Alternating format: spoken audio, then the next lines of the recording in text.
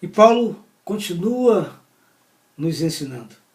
Ele fala também em relação aos bispos, né?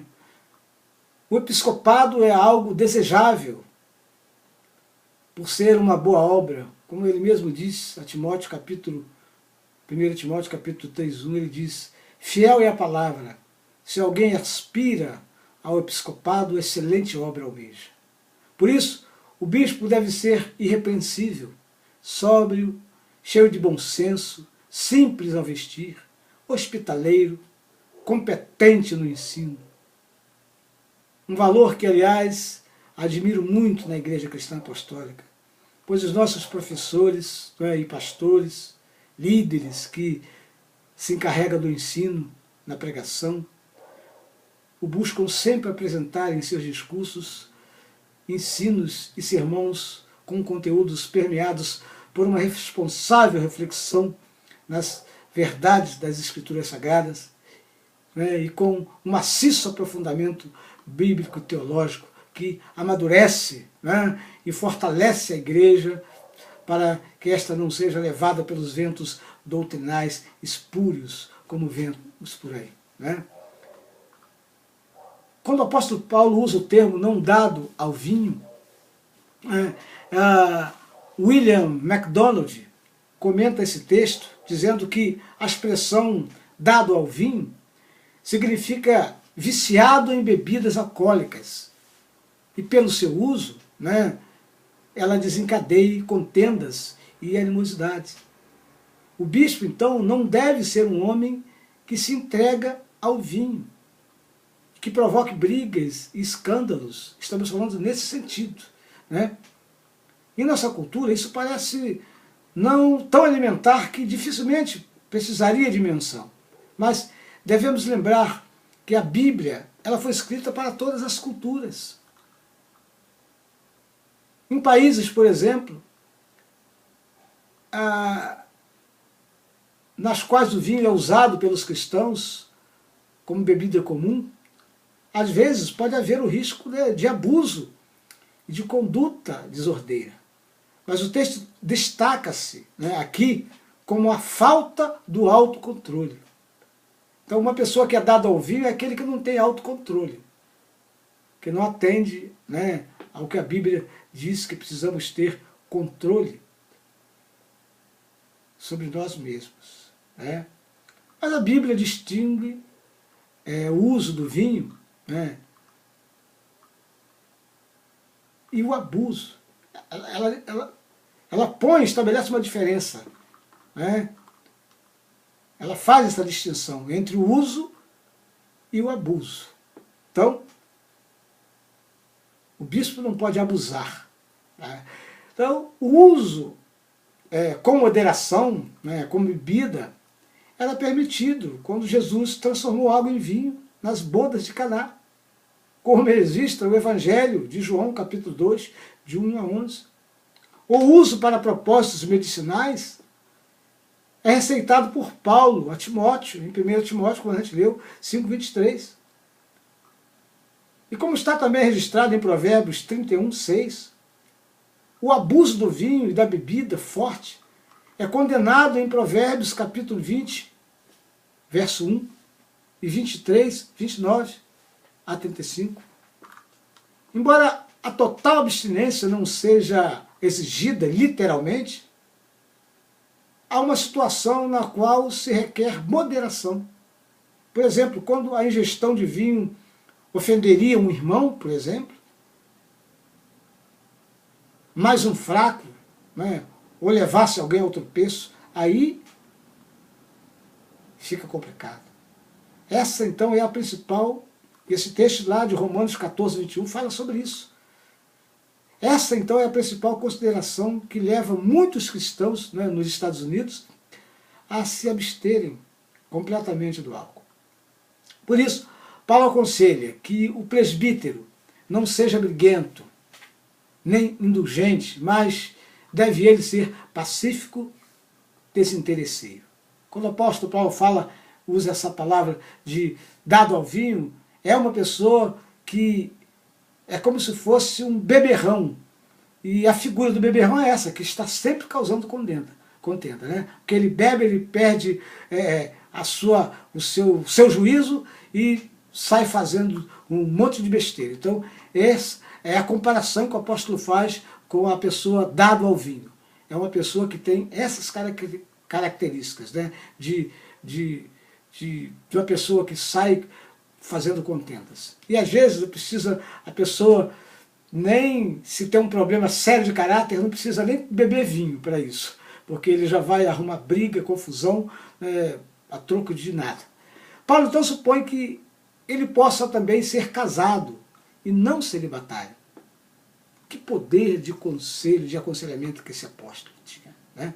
Nesse caso, ele precisa ser esposo de uma única mulher e não bígamo.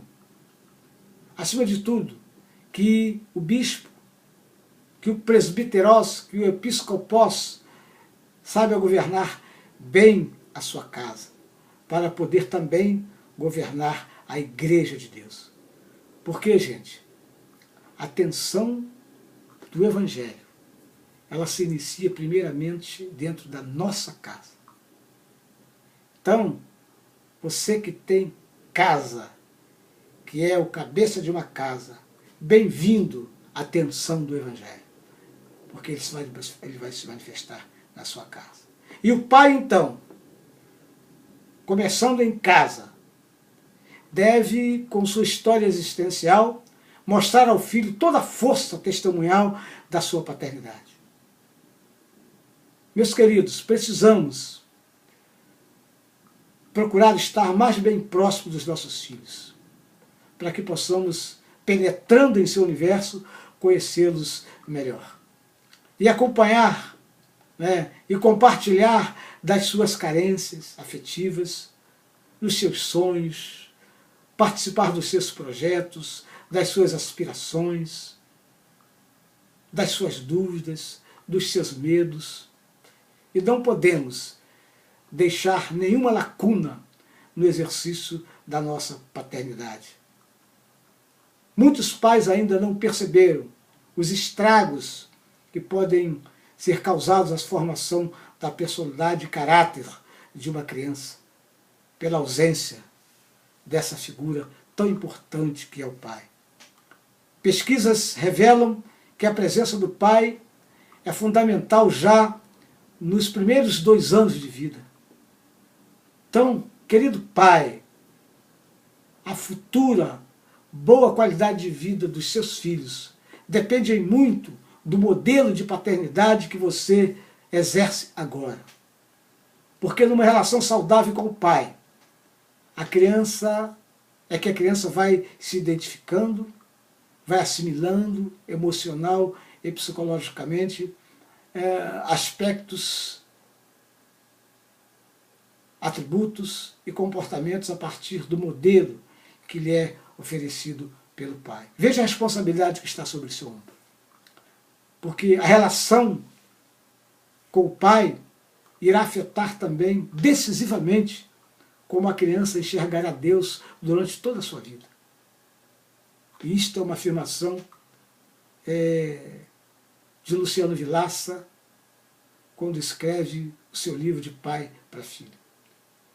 E conheci uma pessoa que, por não ter tido um bom relacionamento com seu pai, teve tremendas dificuldades de relacionar-se com Deus na perspectiva de pai.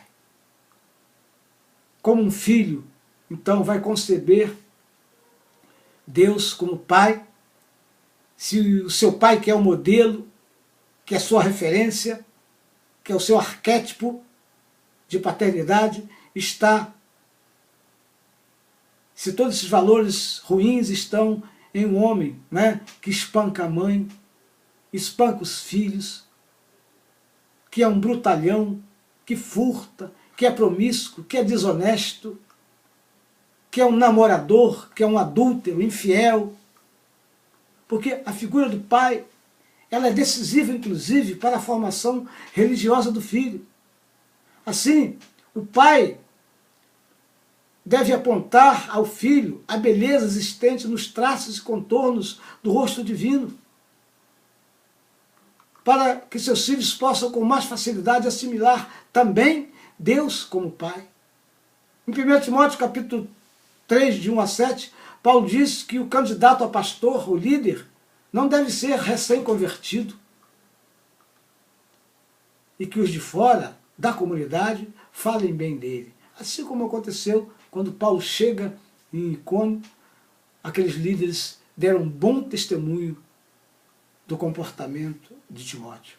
Quanto aos diáconos, eles precisam ser respeitáveis, de uma só palavra, não inclinados ao vinho, que não cobicem lucros e que conservem o mistério da fé com uma consciência limpa, que sejam experimentados, isto é, que se verifique neles bom senso. Aí depois sim, que sejam separados e admitidos ao sacerdócio. Eles devem ser esposos de uma única mulher e saber dirigir bem a família.